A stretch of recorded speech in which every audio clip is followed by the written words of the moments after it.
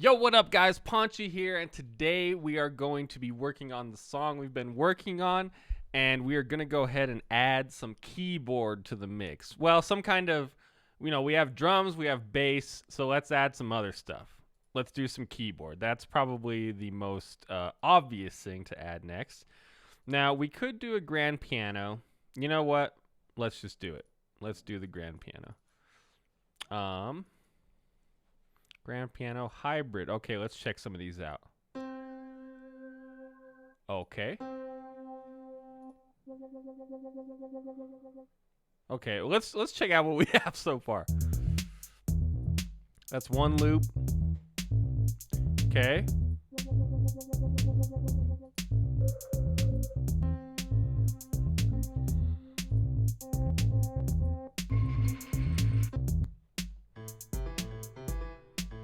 Oh my god. Okay. Definitely don't want to change up the bass. Let's see. That might not be the best sound. And I kind of wanted to, I didn't choose anything before this video. I kind of wanted to go through this with you guys just to show you my overall thought process with what's going on. Let's see. I think we were doing, let's see. Let's try some synth.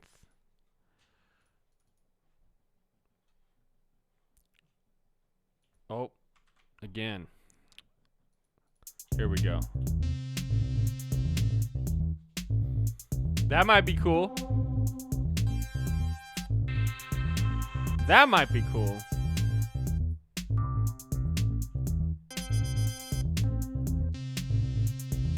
Okay, I like the impaled keys. Let's go ahead and add that in.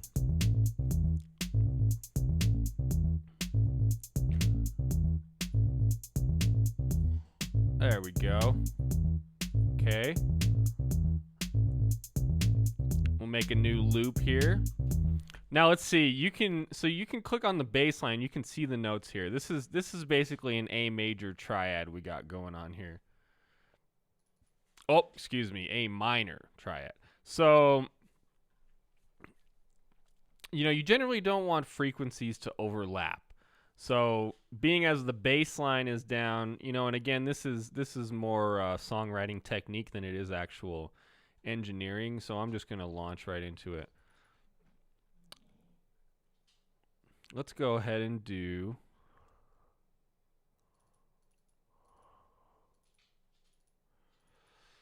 See what that's like.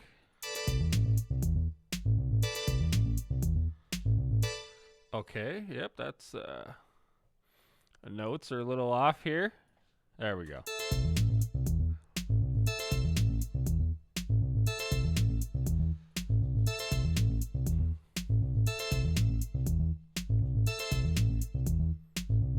I like the sound of that already. I definitely think it fits. Let's go ahead and add some more chords now.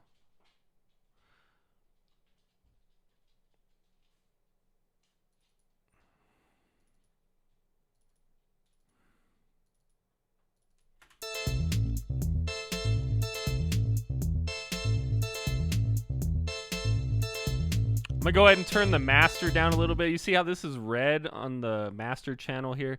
That means it's clipping. So I'm gonna go ahead and just turn that down a hair just so it's not in the red anymore.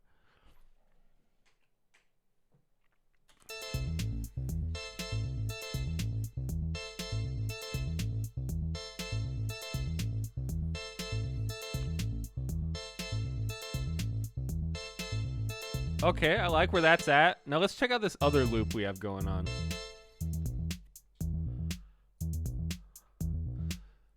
Okay, I'm gonna make another loop to go with the other bassline loop we have. So I'm feeling kind of an offbeat thing on this. Let's see. Okay, so I'm gonna take that chord and I'm just gonna, well, actually, let's see.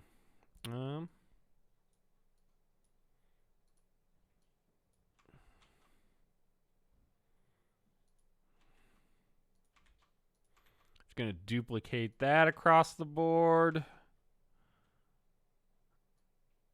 Okay, here we go. Let's see what that sounds like.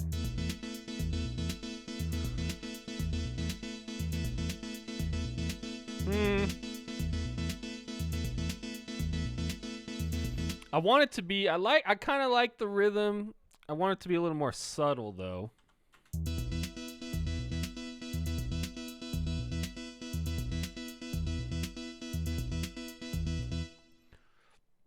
We could, let's see. So a good way to deal with that, most obvious way is to turn the volume down, right?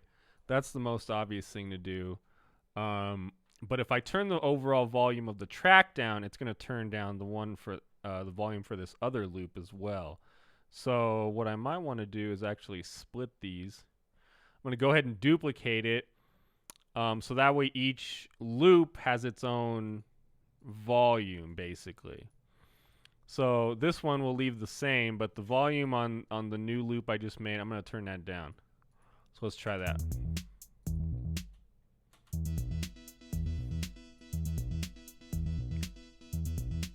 Okay. Give it a little bit of reverb and some delay. By default, Ableton has a reverb and delay send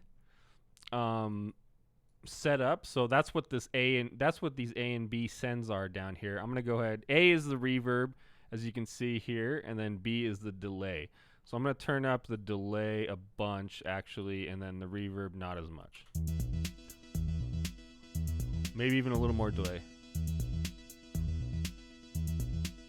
Okay.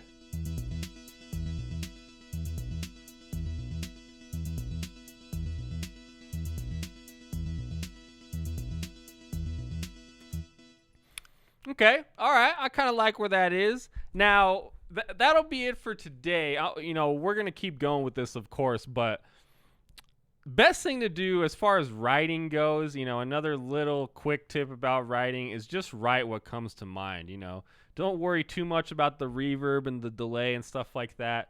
But, I had a sound for this in my head, and I wanted it, I specifically wanted that second loop to be a lot quieter than the other ones.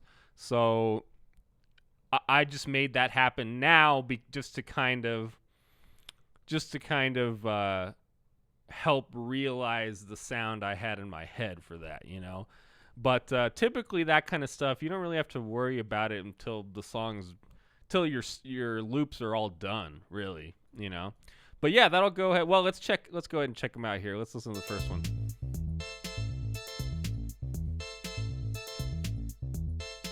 Okay, I dig that. Let's try the second one. Now, again, what I'm doing here, I didn't mention this before. These master numbers over here are what they call scenes, and a scene is a collection of loops. So each one of these rows corresponds to a scene. So if you want to play scene 1, see all these ones that are highlighted, it's going to play all those loops. So you can use this to play. This is how I organize my songs, my loops. Like, I have them all. I have each scene is set up as the loops that would play together. So I'm gonna play scene 2 here. Okay, we need to add some drums to this right here.